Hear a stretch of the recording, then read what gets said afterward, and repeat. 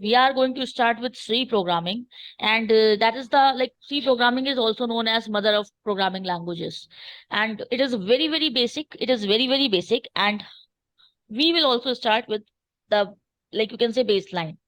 So first of all, when we are talking about C, so it's not about a programming language, but I would like to ask you that what is the meaning of language? Either it is Hindi, English, Urdu, Farsi, Marathi. I am not talking about programming language. According to you, what is the meaning of language? So basically we can say कि language is medium of communication. ठीक है ना? Language जो है वो language एक medium होता है जिसके थ्रू हम लोग communicate कर सकते हैं. So let's start. As I said that language is a medium of communication. अब हम लोग जब बात करते हैं कंप्यूटर सिस्टम की, सो अकॉर्डिंग टू यू आपको क्या लगता है कि कंप्यूटर कौन सी लैंग्वेज समझता होगा? Which language does the computer understand? Language जब हम बात करते हैं कंप्यूटर की, तो कंप्यूटर सिर्फ और सिर्फ मशीन लैंग्वेज समझता है, जिसे हम बाइनरी लैंग्वेज भी कहते हैं. बाइनरी मतलब बाई मतलब होता है दो, तो बाइनरी मतलब जिसमें दो डिजिट्स होती हैं, 0 और 1. मशीन लैंग्वेज जो होती है उसे हम बाइनरी लैंग्वेज भी कहते हैं. मतलब मशीन लैंग्वेज और बाइनरी लैंग्वेज दोनों एक ही चीज है, और इसको हम 0 और 1 कोड से रिप्रेजेंट करते हैं. हम लोग हालांकि मशीन लैंग्वेज में कोड नहीं कर सकते बिकॉज वी आर ह्यूमंस. हम लोग लाइक एक ए भी अगर आप लिखते हैं, अगर एक आपने कैपिटल ए भी लिखा, तो उसका आस्काई कोड, डोंट वरी मैं ये सब चीजें डिटेल में आगे डिस्कस करूंगी, बट फिर भी just for at a glance, ASCII होता है American standard code for information interchange. इसको अभी ज्यादा फोकस करने की जरूरत नहीं है, बट मैं समझाने के लिए बता रही हूँ. तो आस्काई कोड क्या होता है? आस्काई कोड कन्वर्जन के लिए यूज होता है, क्योंकि हम लोग तो सब कुछ इंग्लिश में लिख रहे हैं, बट कंप्यूटर जो है वो सिर्फ 0 1 समझता है. तो अगर आप एक 65 लाइक कैपिटल ए जो होता है उसका आस्काई कोड 65 होता है, तो उसे अगर आप 0 1 में कन्वर्ट करेंगे तो वो कम से कम 8 डिजिट का एक नंबर बन के आएगा. तो एक ए अगर 8 डिजिट का एक नंबर है, तो इसी तरीके से पूरा नाम तो पता नहीं कितना लंबा होगा. तो इस हम लोग मशीन लैंग्वेज में डायरेक्टली कोड नहीं कर सकते. मैं इतना समझाना चाहती हूँ that human cannot directly code into the machine language because that is 0 1, और वो बहुत ही ज्यादा लेंदी कोड्स होते हैं. तो हम लोग इंग्लिश में ही टाइप करते हैं, कंप्यूटर पे हम इंग्लिश में ही टाइप करते हैं सारे कोड्स को, बट कंप्यूटर उसे कन्वर्ट कर लेता है. तो अभी हमने क्या समझा? First thing that computer understands only one language, that is 0 1, but we usually type in English. अब हम लोग इंग्लिश में जो भी टाइप करेंगे that will be actually converted into the machine language code, and that machine language is going to be 0 1. हमें नहीं दिखेगा वो, but it will be converted, and जो हमें आउटपुट्स मिलते हैं, जो भी हमारे रिजल्ट्स मिलते हैं, वो हमें बैक इनटू इंग्लिश ही मिलते हैं. तो इंग्लिश को एक हाई लेवल लैंग्वेज कंसिडर किया जाता है. और जब हम कंप्यूटर में टाइप करते हैं, तो whichever programming language we are using, उसका अपना एक सिंटैक्स होता है. अगर हम बात करें, सिंटैक्स का मतलब फॉर्मेट होता है. अगर हम बात करें सी लैंग्वेज की, तो सी लैंग्वेज के कोड्स के भी फॉर्मेट है, सिंटैक्स है. तो हम लोग भले ही सी का सिंटैक्स यूज कर रहे होंगे, but actually we will be typing in English. But the computer cannot understand it. That will be actually understanding the 0 1 only. So we will be giving the code in English. It will be converting it into 0 1, और फिर वो उस पर processing करेगा. अब आती है बात कि भाई कंप्यूटर जो है वो 0 1 समझता है, हम इंग्लिश में टाइप करते हैं, तो कंप्यूटर कन्वर्ट करता कैसे है? तो इसके लिए मैं व्हाइट बोर्ड पे आके इस चीज को एक्सप्लेन करना चाहूंगी. तो जब हम बात करते हैं कन्वर्जन्स की, तो there are system software. So in the computer there are some system software, और जिन सिस्टम सॉफ्टवेयर की अभी हम बात कर रहे हैं उनको हम ट्रांसलेटर्स कहते हैं. तो लैंग्वेज ट्रांसलेटर्स इन्हें बोलते हैं. एंड ये 3 टाइप के होते हैं. पहला होता है compiler, then like interpreter and assembler. So assembler का यूज बेसिकली किया जाता है असेंबली लैंग्वेज को मशीन लेवल लैंग्वेज में ट्रांसलेट करने के लिए. असेंबली लैंग्वेज एक लैंग्वेज है जो कि एक लो लेवल लैंग्वेज होती है, इसका कन्वर्जन जो है वो असेंबलर करता है. बट कंपाइलर और इंटरप्रेटर, ये दो दो दो सॉफ्टवेयर हैं, एक कंपाइलर और एक इंटरप्रेटर. इन दोनों का ही इस्तेमाल एक ही काम के लिए होता है. कंपाइलर और interpreter both are basically used for the conversion of high level language to low level language. तो high level to low level translation जब हमें करना होता है, मतलब मशीन लैंग्वेज में लाना होता है जब हमें, तो हम दोनों का किसी का भी यूज कर सकते हैं. आप कह सकते हैं तो इनका यूज करते हैं high level language to low level language. मैंने HLL मतलब हाई लेवल लैंग्वेज और LLL मतलब लो लेवल लैंग्वेज लिखा है. तो ही दोनों सॉफ्टवेयर सेम काम के लिए इस्तेमाल होते हैं। अब आती है बात, जब दो डिफरेंट सॉफ्टवेयर सेम ही काम के लिए इस्तेमाल हो रहे हैं तो there should be some difference. भाई हमारे पास डिफरेंट कंपनी के मोबाइल फोन्स हैं, हमारे पास डिफरेंट कंपनीज के लाइक टैबलेट है, लैपटॉप है, बट अल्टीमेटली मोबाइल का काम कॉलिंग ही होता है। तो हम लोग दूसरे दूसरे कंपनी के मोबाइल्स क्यों खरीदते हैं? क्योंकि वहां पर डिफरेंट डिफरेंट फीचर्स हमें मिलते हैं। तो हमें जो सूटेबल लगता है, जो हमारे बजट में होता है, या जो हमारे काम को पूरा कर रहा होता है, जो भी फीचर्स हमें चाहिए, हम वो वाला फोन ले लेते हैं। उसी तरीके से जब हम ट्रांसलेटर्स की बात करते हैं, तो कंपाइलर और इंटरप्रेटर दोनों का काम जो है वो high level to low level translation ही है। लेकिन हम कंपाइलर और इंटरप्रेटर में भी कुछ ना कुछ डिफरेंस होता है। कंपाइलर जो होता है वो फुल प्रोग्राम को, पूरे होल प्रोग्राम को एट अ टाइम कन्वर्ट करता है। मतलब अगर आपका लाइन लाइक 50 लाइन का कोड है, तो उन 50 लाइन के कोड्स में अगर लाइन नंबर 3, 5 और 7 में एरर है, तो वो क्या करेगा, पहले हमें लाइक सारी एरर्स दिखा देगा कि भाई इस लाइन में एरर है। फिर यूजर लाइक जो भी प्रोग्राम कर रहा होगा, प्रोग्रामर जो होगा, वो उसे करेक्ट करेगा। लेकिन अगर हम बात करते हैं इंटरप्रेटर की, तो इंटरप्रेटर क्या करता है, लाइन बाय लाइन कन्वर्जन करता है। तो interpreter line by line conversion करता है का मतलब ये हुआ कि अगर हमारी 50 लाइन के कोड में लाइन नंबर 4, 8 और 20 में एरर है, तो पहले वो हमें दिखाएगा कि लाइन नंबर 4 में एरर है। जब प्रोग्रामर उसको करेक्ट कर लेगा, तब वो आगे अगर कोई एरर बची होगी उससे रिफ्लेक्टेड, तब वो दिखाएगा, otherwise it won't be representing any error. तो ये बेसिकली होता है जब हम बात करते हैं कि कंपाइलर और इंटरप्रेटर में क्या डिफरेंस है। तो अब हम बात करेंगे the different types of languages. अगर हम बात करते हैं टाइप्स ऑफ लैंग्वेजेस की, तो 3 तरीके की लैंग्वेज होती हैं, लो, मिडिल और हाई, जैसे कि आप देख सकते हैं। So low level language, middle level language और high level. Low level language जो होता है वो सिंपली मशीन लैंग्वेज और असेंबली लैंग्वेज, दो लैंग्वेजेस को लो लेवल लैंग्वेज की कैटेगरी में रखा जाता है।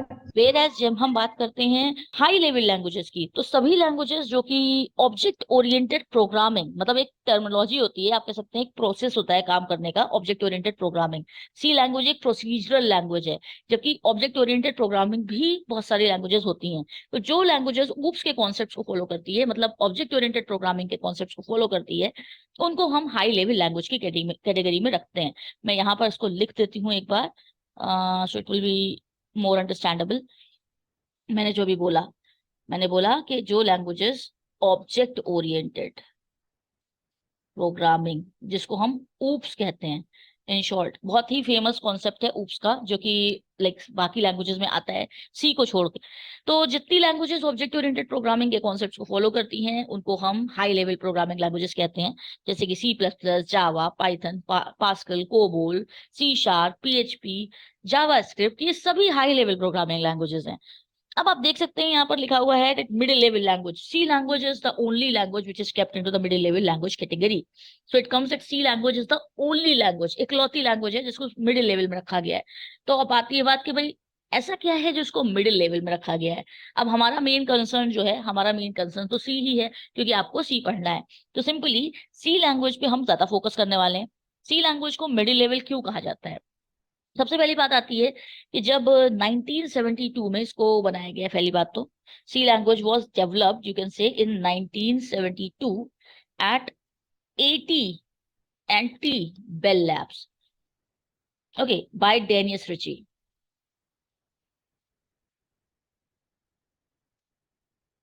ठीक है, तो डेनियस रिची ने इसको लाइक बनाया था 1972 में एट AT&T बेल लैब्स। पर ये बनी क्यों और कैसे? तो जब हम बात करते हैं यूनिक्स ऑपरेटिंग सिस्टम की, जैसे कि लिनक्स होता है, लिनक्स आपने सुना होगा, जैसे विंडोज हमारे पास है वैसे लिनक्स होता है। तो लिनक्स ऑपरेटिंग सिस्टम का मेजर वर्जन जो है, या कहिए जो पहला वर्जन है, वो यूनिक्स है। लिनक्स जो है वो हमें ग्राफिकल यूजर इंटरफेस प्रोवाइड करता है, बट यूनिक्स डज नॉट। तो बहुत सारे कंपनीज में यूनिक्स पर ही काम होता है। जैसे हम लोग विंडोज पे काम कर रहे होते हैं, वहाँ यूनिक्स पे काम हो रहा होता है, ऑपरेटिंग सिस्टम है। तो उस ऑपरेटिंग सिस्टम को बनाने के लिए जब उन लोगों ने प्लान किया AT&T बेल लैब्स में कि उन्हें एक नया ऑपरेटिंग सिस्टम बनाना है, यूनिक्स ऑपरेटिंग सिस्टम, तब उन्हें एक लैंग्वेज की रिक्वायरमेंट थी। And then they decided to create a new programming language, in that time it was a C programming language. तो सी लैंग्वेज को बनाया गया। अब अगर एक पर्टिकुलर लैंग्वेज इतनी ज्यादा कैपेबल है that it can develop a complete operating system, और डिफरेंट ट्रांसलेटर्स भी जो होते हैं वो सी लैंग्वेज में बने हुए हैं, जैसे कि कंपाइलर वगैरह भी सी में बना हुआ है, तो अगर एक लैंग्वेज इतनी कॉम्प्लेक्सिटीज को हैंडल कर सकती है, that means it can not be kept into the low level language category actually. क्योंकि जो भी लैंग्वेजेस लो लेवल में रखी गई हैं, they are very much machine dependent. और सी लैंग्वेज जो है वो मशीन डिपेंडेंट नहीं है, मतलब machine dependent in the sense उसमें हम कॉम्प्लेक्स प्रोग्राम्स बना सकते हैं। आई एम नॉट सेइंग कि पोर्टेबल है, बहुत हाईली पोर्टेबल है, ऐसा भी नहीं है, बट हाँ, लो लेवल लैंग्वेज जो कि असेंबली लैंग्वेज और मशीन लैंग्वेज है, उनसे कहीं गुना ज्यादा कैपेबिलिटीज सी में होती हैं। तो इसीलिए हम सी को लो में तो नहीं रख सकते। अब आती बात, तो फिर हाई में क्यों नहीं रखा गया? हाई में इसलिए नहीं रखा गया क्योंकि ऑब्जेक्ट ओरिएंटेड प्रोग्रामिंग के कॉन्सेप्ट्स यहाँ पर फॉलो नहीं होते हैं। C language does not follow the object oriented programming concepts, and that is the reason that why C language is not kept into the high level language category. Now it comes, क्योंकि इसमें दोनों की capabilities है, मतलब high level की तरह complex programme बना सकती है और सिंपली लो लेवल की तरह अंडरस्टैंडेबल है। इस वजह से इसको मिडिल लेवल लैंग्वेज की कैटेगरी में रखा गया है। Let's move further now. Simply the next thing which we are going to start, that is going to be something related to practical, definitely. क्योंकि इसमें देखिए, मैं सीधी सीधी बात बताती हूँ, देयर आर कॉन्सेप्ट्स हम लोग थोड़ा थोड़ा रेगुलर डिस्कस करते रहेंगे, but we definitely have to focus on the practical things, क्योंकि प्रैक्टिकल बहुत जरूरी है। तो अब आती है बात कि प्रैक्टिकल में यहाँ पर क्या क्या हमें करना है और कैसे आप इसका प्रैक्टिकल इम्प्लीमेंट कर सकते हैं। तो मैं आ जाती हूँ ब्राउजर पे और I am just like going to show you the different IDEs जो कि यहाँ पर अवेलेबल हैं, जिसको आप डाउनलोड करके सी की कोडिंग कर सकती हैं। आईडीई, मैंने एक वर्ड यूज किया, आईडीई का मतलब होता है integrated development environment, and the integrated development environment is actually the place, the software जिसके ऊपर आप कोड करते हैं। तो सी लैंग्वेज की कोडिंग करने के लिए हमें सबसे पहली बात तो कंपाइलर की जरूरत पड़ती है, और सी लैंग्वेज एक कंपाइलर बेस्ड लैंग्वेज है। सी लैंग्वेज एक कंपाइलर बेस्ड लैंग्वेज है, और यहाँ पर मल्टीपल कंपाइलर्स इंटरनेट पे आपको मिल जाते हैं। मैं आपको लिंक शेयर करूंगी। मैं टर्बो सी का यूज करूंगी, आप भी टर्बो सी फॉलो कर सकती हैं। अगर आप चाहें तो आप दूसरा भी कोई यूज कर सकती हैं, मैं आपको दो तीन बताऊंगी करूंगी that what I am discussing in today's session. We just started with the introduction to language. Then we discussed about the types of languages. Three types of languages we talked about, that is low level language, middle level language, and high level language. Then we talked about the translators, that there are three types of translators. So translators and its types we discussed. There are three types of translators even: assembler, compiler and interpreter.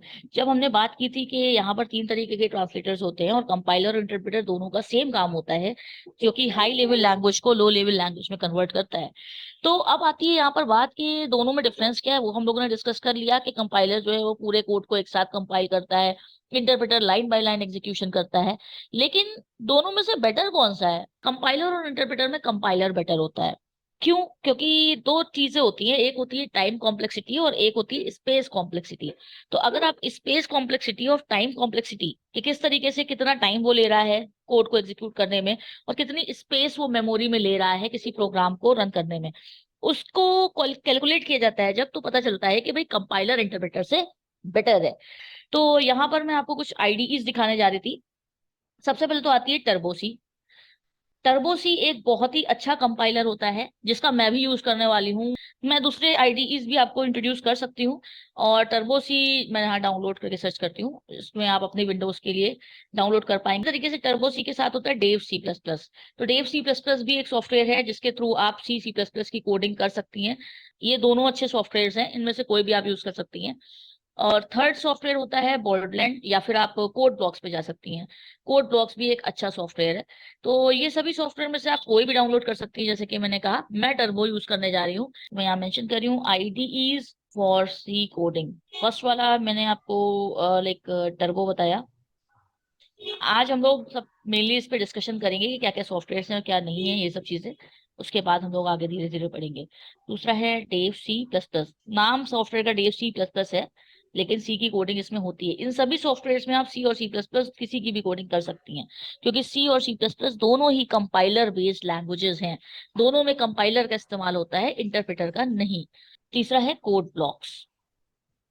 ये तीन अच्छे software हैं। मैं जा रही हूँ turbo को use करने, तो मैंने टर्बो ऑलरेडी इंस्टॉल कर लिया है अपने सिस्टम में। Let me check. हाँ, टर्बो सी प्लस प्लस मैंने इंस्टॉल कर लिया है। तो इस पे मैं कोड करूंगी, बट इस पे कोड करने से पहले मैं एक बार नोटपैड पर आपको थोड़ा सा समझाने की कोशिश करूंगी इसके सिंटैक्स को, सी लैंग्वेज के सिंटैक्स को। देखिए, मैं धीरे धीरे इसके डेटा टाइप ये सब चीजों को भी डिस्कस करूंगी। तो सबसे पहली बात तो हम लोग अभी सिंटैक्स डिस्कस करने जा रहे हैं, syntax of C program. Syntax का मतलब होता है फॉर्मेट। फॉर्मेट किसी भी प्रोग्रामिंग लैंग्वेज के कोड का कोई ना कोई फॉर्मेट होता है।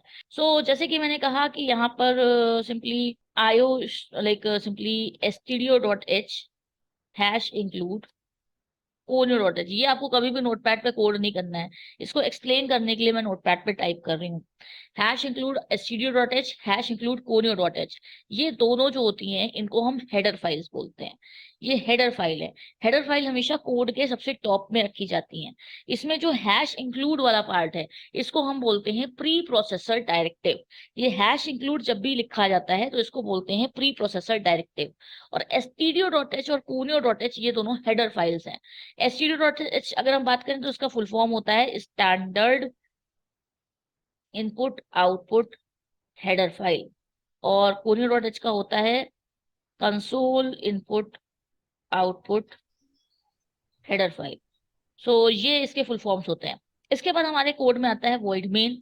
किसी भी सी प्रोग्राम में सबसे इंपॉर्टेंट होता है मेन फंक्शन। मेन फंक्शन है, फंक्शंस का काम होता है किसी काम को करने के लिए, मतलब कुछ भी करना है मतलब फंक्शन कर रहे हैं, कोई प्रोसेस करना है तो उसको हमेशा हम फंक्शंस में लिखते हैं किसी भी प्रोग्रामिंग लैंग्वेज में। और मेन जो है वो मेन, जैसे कि नाम ही कह रहा है उसका, it is a main function. तो ये मेन एग्जीक्यूशन किसी भी सी प्रोग्राम का मेन से स्टार्ट होता है और इसे हम वॉइड मेन लिखते हैं। इसका सिंटैक्स यही होता है। और क्यों होता है ये हम लोग थोड़ा एक दो क्लासेस के बाद इन्हें डिटेल में डिस्कस करेंगे, but you have to understand it कि ये वॉइड मेन, वॉइड मतलब होता है नथिंग, नल। तो ये कुछ भी रिटर्न नहीं कर रहा है। इसको सिर्फ और सिर्फ हम वॉइड मेन लिख के यहाँ पर ब्रेसेस का यूज करते हैं और इसके अंदर हमारा कोड आता है। तो ये मेन फंक्शन। तो ये छोटा सा सिंटैक्स है जो कि मैंने अभी आपसे डिस्कस किया। अब मैं पहला प्रोग्राम बनाऊंगी। पहला प्रोग्राम मैं बनाऊंगी टर्बो पर जाकर, और वो प्रोग्राम जो सिंपल एडिशन का प्रोग्राम होगा उसके थ्रू मैं एक्सप्लेन करूंगी। सबसे पहले मैं क्या कर रही हूँ, आप देखिए, इसको आप रिकॉर्डिंग में वापस से रीवॉच करके दोबारा अपना साथ साथ कर सकते हैं। अभी आप उस पर फोकस करिए जो हम आपको यहाँ पर बता रहे हैं। हमने क्या किया, यहाँ पर सी में आए। सी ड्राइव में मेरा, जब आप सी लाइक टर्बो सी को इंस्टॉल कर लेंगी तो टर्बो आपका सी ड्राइव में सिस्टम में आ जाएगा। सी ड्राइव में आ जाता है यहाँ पर। इसके अंदर जो होता है बिन का फोल्डर होता है, आप देख सकती हैं। सी ड्राइव के अंदर दिस पीसी में सी ड्राइव, सी ड्राइव में टर्बो, टर्बो के अंदर बिन। बिन में जाने के बाद मैंने यहाँ पर एक फोल्डर बनाया है जिसका नाम मैंने रखा है सी और आज की डेट, ताकि मुझे याद रहे कि किस बैच का फोल्डर है। तो मैंने यहाँ पर C_25/2/2023 नाम से इसको सेव कर दिया है, डेट्स ऑल। तो एक फोल्डर मैंने अपने सी ड्राइव में बना लिया है टर्बो के अंदर। अब मैं अपना सॉफ्टवेयर ऑन कर रही हूँ टर्बो सी का।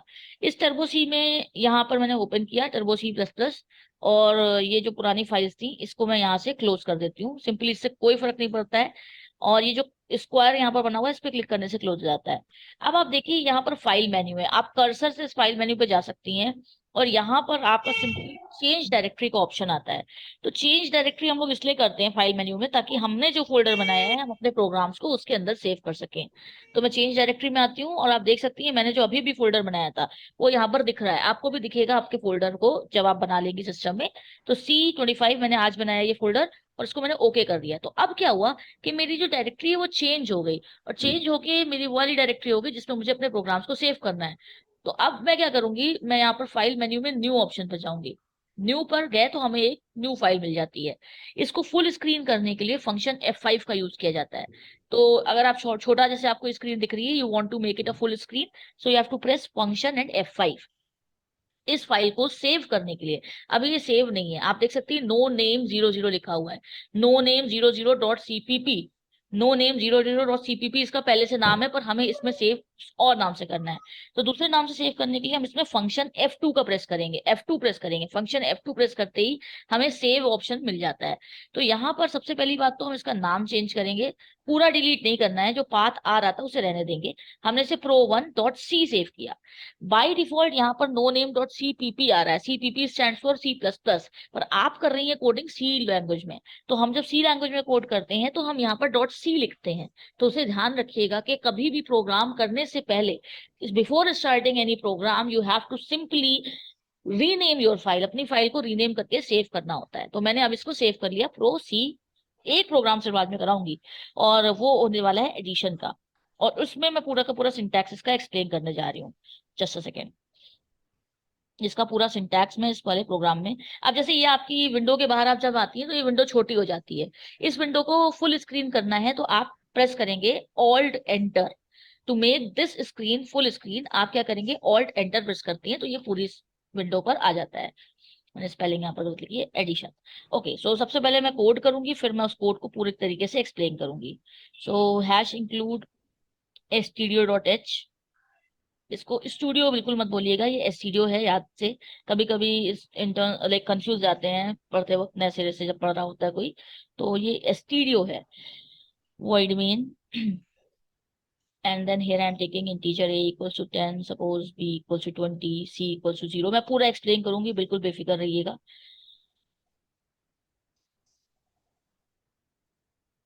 एक एक लाइन मैं एक्सप्लेन करने वाली हूँ, so just have some patience और मैं भी उसको समझाती हूँ।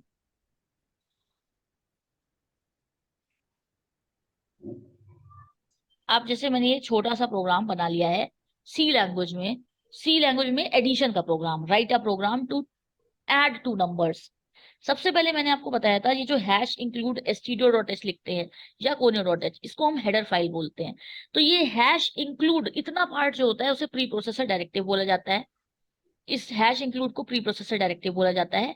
और stdio.h जो है वो मेरी हेडर फाइल है। हेडर फाइल्स जो होती हैं वो प्रोग्राम के टॉप पर होती हैं और इसके अंदर ही सारे के सारे फंक्शंस स्टोर होते हैं। जिन फंक्शंस पे हम काम कर रहे हैं वो सब चीजें इसके अंदर स्टोर है। फिर हमने क्या किया, अपना मेन फंक्शन लिया। यही स्ट्रक्चर है, हमेशा इतना तो करना ही करना है। वॉइड मेन, वॉइड मेन के ब्रेसेस ओपन किए और इसके अंदर मुझे इंटीजर, भाई नंबर क्या होते हैं, नंबर होते हैं न्यूमेरिक, न्यूमेरिक वैल्यूज मतलब इंटीजर वैल्यूज। तो इंटीजर्स को यहाँ INT से लिखा जाता है, मतलब इंट से। तो मैंने क्या किया, यहाँ पर a equals to 10, b equals to 20, c equals to 0, मतलब कुछ वेरिएबल्स ले लिए। वेरिएबल क्या हुए, मतलब एक वेरिएबल a है जिसमें कोई भी वैल्यू स्टोर हो सकती है। वेरिएबल का मतलब जिसकी वैल्यू चेंज हो सकती है। तो मैंने एक वेरिएबल a लिया, उसमें 10 वैल्यू स्टोर करा दी, बी में 20 और सी में 0। दो नंबर ए बी और सी जो है जिसमें हम वैल्यू को स्टोर कराएंगे। उसके बाद मैंने यहाँ पर CLR SCR लिया है जिसको हम बोलते हैं क्लियर स्क्रीन फंक्शन।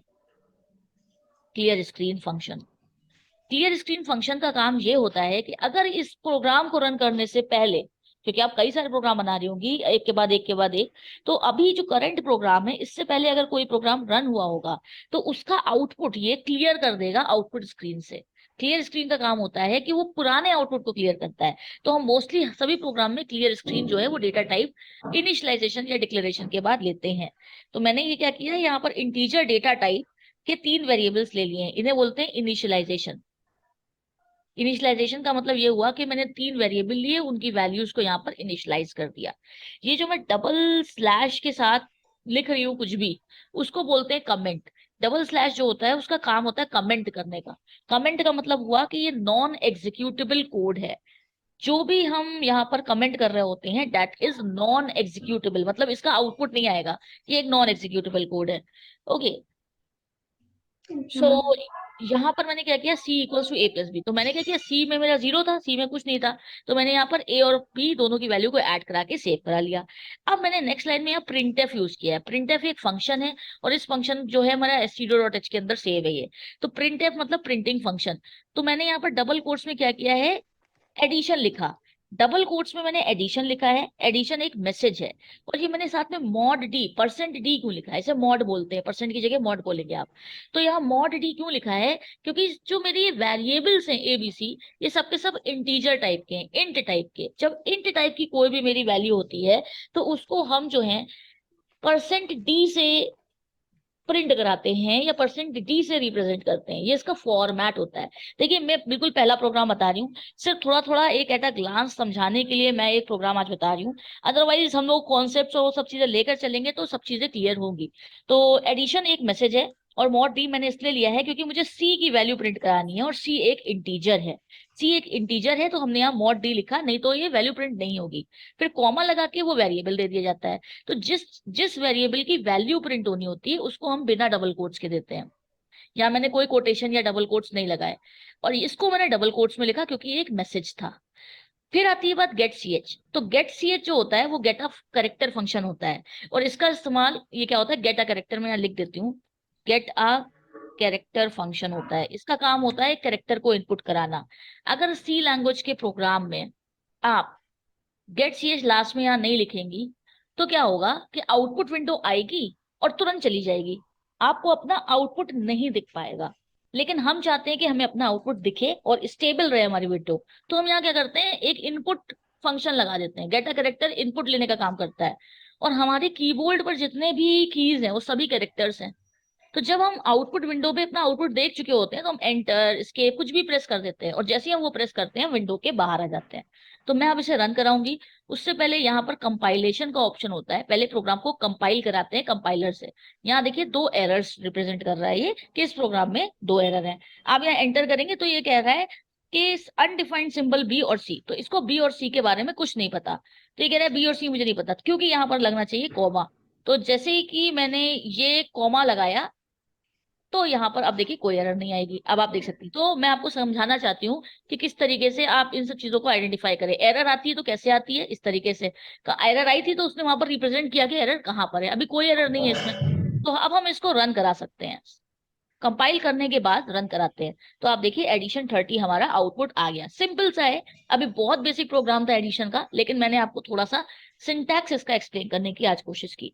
अब मुझे अगर इस टर्बो सी के जी। बाहर आना है तो मैं ऑल्ट एक्स का यूज करूंगी। ऑल्ट एक्स, ये देखिए नीचे लिखा हुआ है यहाँ फाइल में, क्विट करने के लिए ऑल्ट एक्स प्रेस करते हैं। तो मैंने शॉर्टकट की ऑल्ट एक्स यूज की, तो मैं इस विंडो के बाहर आ गई।